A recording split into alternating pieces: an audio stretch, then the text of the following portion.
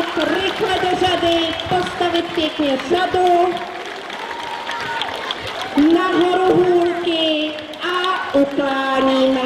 Děkujeme moc.